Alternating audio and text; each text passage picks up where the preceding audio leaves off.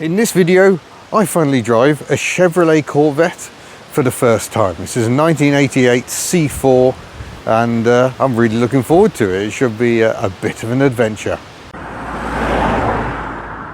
So this is the fourth generation of Corvette, a line dating back to the 1960s, and oddly all Corvettes have fiberglass bodies, and I guess it was just easier to produce them in the lower numbers they were expecting, although they did sell surprisingly well. It was you know, America's answer to all those European sports cars, and with the big advantage that Chevrolet had a range of very handy V8 engines. But I just love the styling. Isn't it absolutely gorgeous?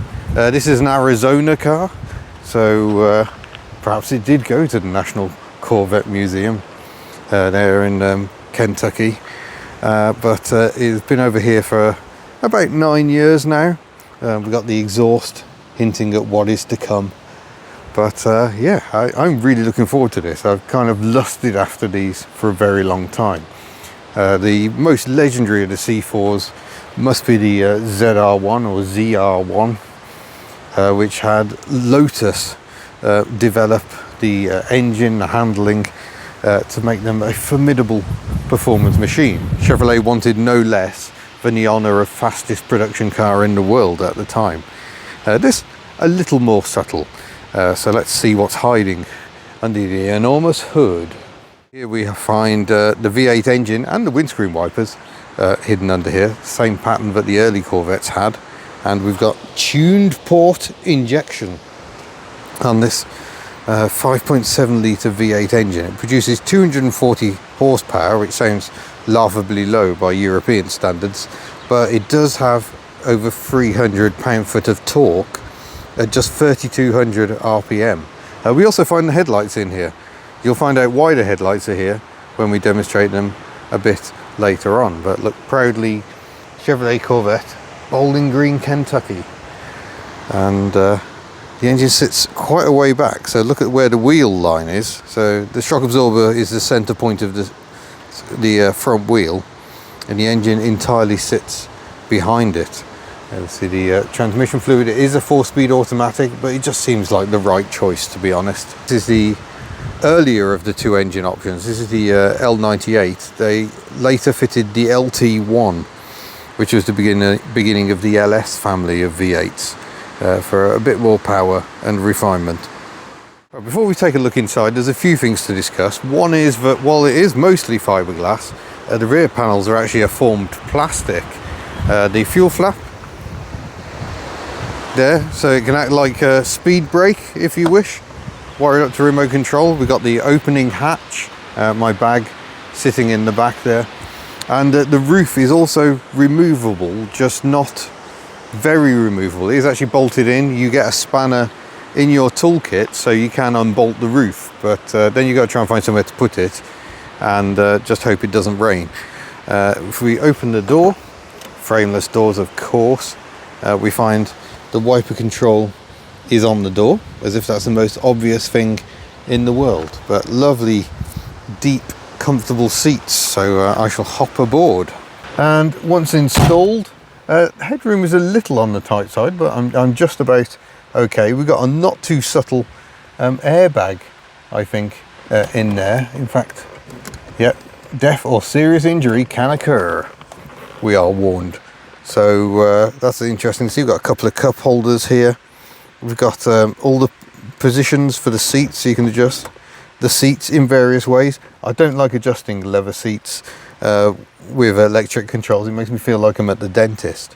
But one thing I hadn't really realised, notice we've got a transponder key, and you can see the transponder, it's that obvious, is we've got a full digital dashboard. How deliciously retro is that? We've also got the air conditioning going absolutely crazy at us. Be quiet. There we go. So that is quite a funky thing. We've got cruise control, excuse the sandals, on the indicator stalk here.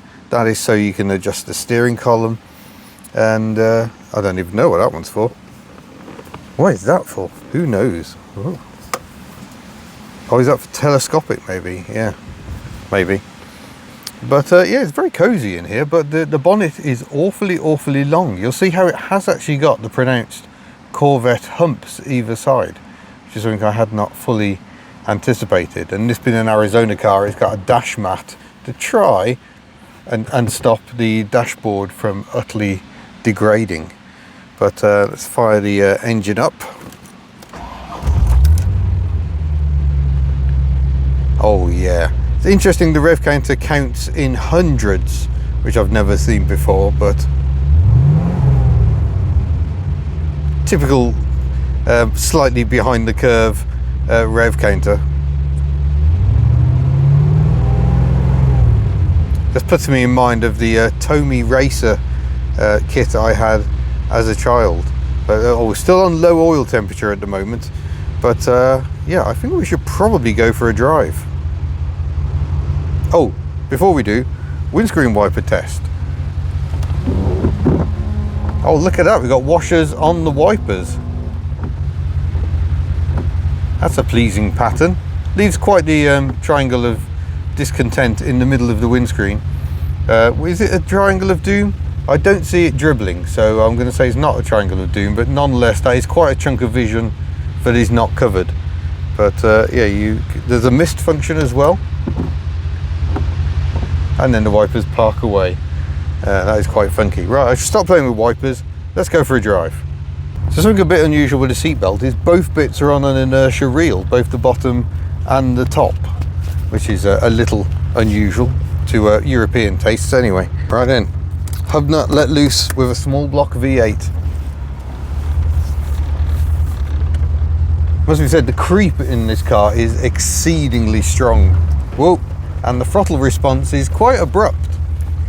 So given we started the day in a tiny little 2-cylinder NSU, we're definitely getting some experiences of a different nature today.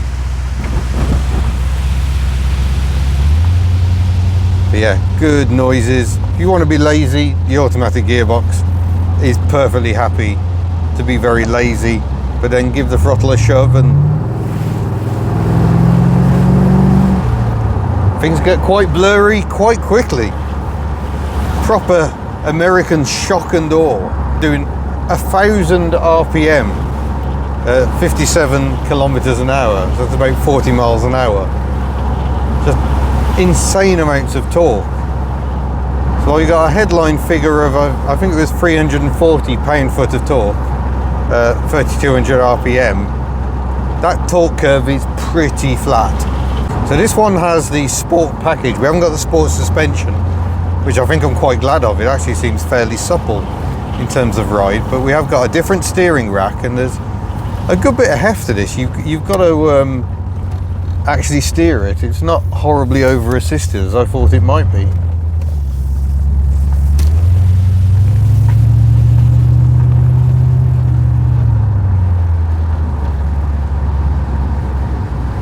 It is feeling a bit wide on these small Dutch roads though.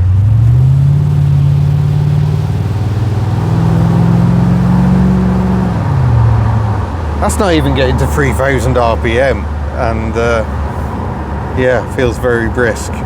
But I just love it, the oh so retro 80s looks on the outside, this oh so 80s digital dashboard as well.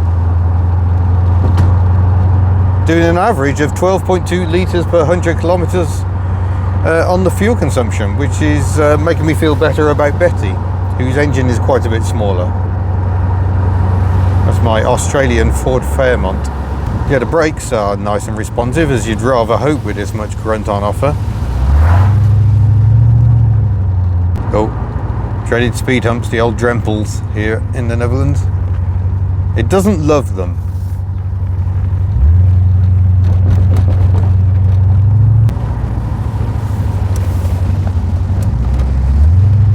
Yeah, it actually feels more nimble than you might expect. I think having driven cars like 60s Ford Mustangs, where they make all this sort of noise but feel rather like a jelly on a tray going down a cobbled street, I guess this is a bit of a surprise. But I'm not saying it feels as live as an Italian sports car, but it actually feels quite accomplished. So relaxing, you can gain speed so effortlessly with no revs at all. Yeah, actually I really like the steering. I like that it isn't horribly light. I don't think this car was really designed with these roads in mind, in all honesty. So I don't want to talk, we just listen to the V8 engine. It's making much more sense than I am. Okay, should we actually give it some? Oh, there we go. Oh, jeepers, that shove when it engages second gear. Ay caramba.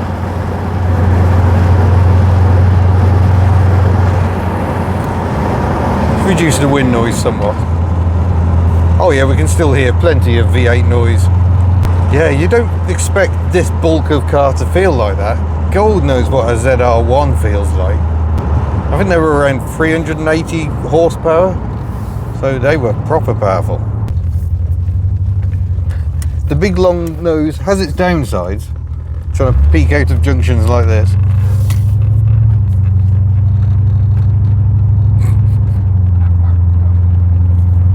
Terriers doing terrier things. Oh, actually, with the window shut, maybe that was a bad idea, because now you can hear all the dashboard rattles. The interior build quality is very American, shall we say. I know that may seem a bit rich coming from a Brit. I don't think you could ever tire of that noise. Oh, it's quite a challenge to find bends here in the Netherlands, but this is about as good as we get.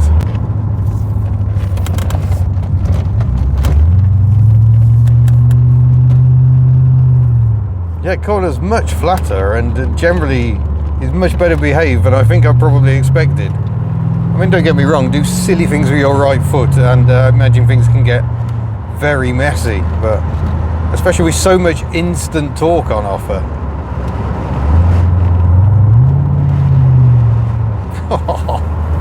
Good noises. God bless America and the V8 engine. So there we go, that was the Chevrolet Corvette, and as you can probably tell, I quite enjoyed that. All those lovely V8 noises, perhaps a little bit much on a long journey with that exhaust drone. It has had one of its many catalytic converters removed, but oh gosh, and to have that instant grunt. And it's the fact you haven't got to wring its neck. You can just burble around and just enjoy that lazy, effortless torque. But yeah, I think it very much lived up to my expectations. I think the handling better than my expectations. So I'm very glad to have finally ticked the Corvette box off. So thank you very much for watching. Don't forget you can head to the Hubnut store and buy delicious merchandise. And I shall see you in a future video. Farewell.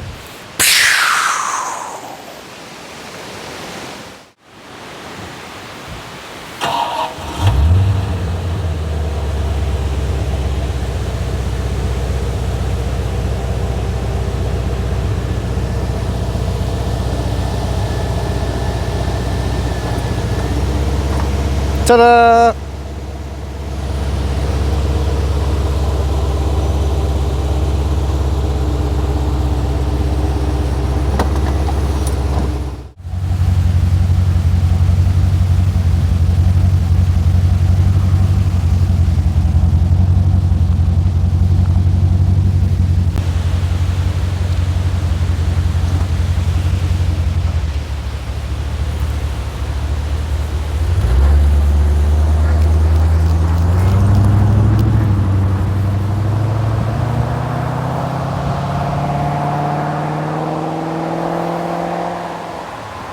I just love it. Those oh so 80s look.